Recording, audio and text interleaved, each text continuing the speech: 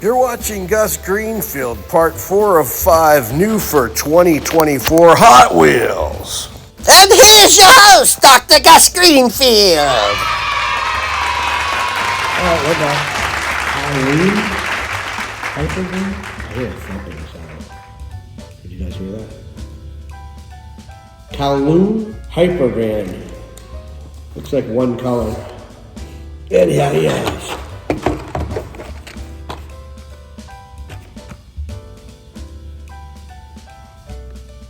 He's got that Netflix thing going on there. All right, let's see what we got. Kowloon Hyperband. And these plastics, have you guys noticed that the bubbles or the plastic on these things are been cracking a lot more lately? So they're going to be really, in a few years, to have a mint card. Probably this new plastic that they're doing. Hyundai Hyperband. Hong Kong China designer Hot Wheels. Take your seat because the driver's about to floor it. With a tuned-up engine, this speedy van is the fastest way to transport passengers from point A to point B in Hong Kong's W Metro, taking the city by storm one cool ride at a time. You know what else is weird on these things? Not just this car, but Porky originally noticed that you used to be able to look at the copyright on the new ones and it would be like the year before. Now it's like it's all over the place. It's like a couple years before.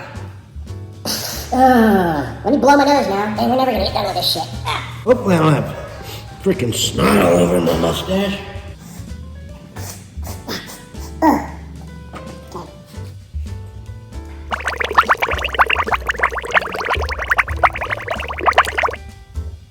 All right. Now this next car, I really like it. And I'm not usually into these things. It comes in 2 colors, which I only have one. I want to find the other color. But I bought, I mean, not every time I see them, but I've probably got like 15 of these.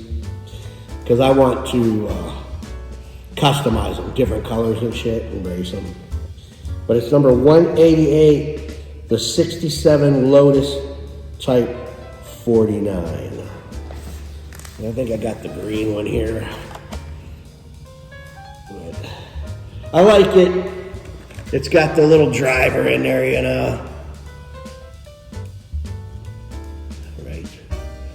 But what's really cool about this thing is this is like that other car that I showed earlier. Look at the wheels, the tires. See how they're rounded? This might be something new that they're doing. Somebody out there knows what's going on with these.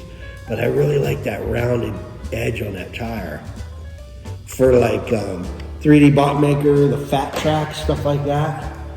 I think it might work out pretty cool. But they look so neat.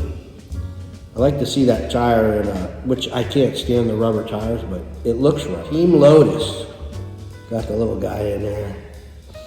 And he's white, so you know you can kind of paint him with model paint and shit and make the little drivers like they're unique little dudes.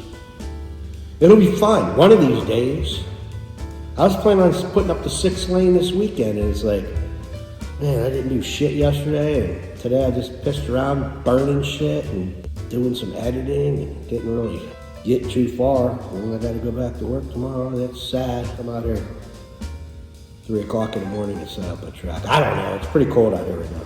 Gonna be in the 50s this week coming up, but 50s and 60s.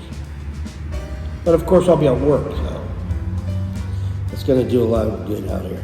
Anyway, the Lotus, this is number what? 188? So, powered by the Hethel, England, 1967, designer Team Lotus. Powered by the Ford Cosworth DFV V8 engine and driven by 2 legendary drivers, the Monaco Q design Lotus 49 set new heights of performance as it raced to Grand Prix victories, and thus a legend was born. So, I really like that car. I like it. I like the wheels, I like the color, I like the little guy in there. I like it, grand free. And then also on this page, we have a track dwagon, which I'm thinking it's supposed to be dragon, but it's dwagon because it's a wagon. So it's a track dwagon. And that is number 189, and it's one of them Netflix things again. This comes in a couple different colors. I got the gray and pink one here. Tempos are awesome. Pink, windows. crazy. Skip the carpool lane and head straight for the track in this rally-inspired race wagon. It features innovative air brakes, flaps that enhance aerodynamics for an effective air brake system during high-speed maneuvers. Now, this is a little toy car. How do you look on there to see like this high-performance air brake system? Which is it that shit that's on the roof? See that stuff on the roof there, maybe? I don't know. Flaps. Yeah, did it say flaps? That's what it is. Yeah, air brake flaps. That's that crap up on the roof. All right. So we got a fantasy car that isn't actually real with a plastic engine. It's got flaps for air brakes, man, so that thing will slow down. Cool.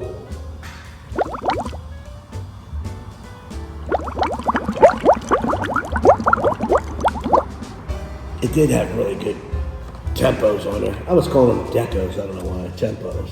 They're pretty cool. But fantasy, whatever. Wagon. You know someone that talks like that. Hey, get wagon out there. Okay, I only got one of these colors, and it comes in two colors. This is a 1966 Triumph Tiger 100, and number 190 on the thingamajig, which, you know, 1/64 scale, it's not. But if you collect motorcycles and stuff, it's cool. Okay, so that's that. Comes in two colors. Made in England, 1966, designer Triumph. Be the first to cross the finish line with this iconic race-winning bike. It won the Daytona 200 in 1966, thanks to its powerful and ferocious 490cc air-cooled overhead valve parallel twin engine. Wow. What does that say on that guy's back? Look on the back of his jacket. The rider, can you see that? Okay, nice. Number 193, Formula E Gen 3. Another fantasy thing that's kind of like a real thing, but quite not, I don't know. So that's that. Hell, this thing might be real. Tigery, France. Designer, Formula E. Faster, lighter, and more powerful, the next generation of all-electric racers has arrived. With a top speed of 200 miles per hour and increased battery regeneration capabilities, it takes performance and sustainability to a whole new level. So this is like an electric car. It doesn't really say electric on here though. There was one like that from the 2022 collection. I really like the little driver inside there though. It's another little, see the little guy in there? It's awesome. All right.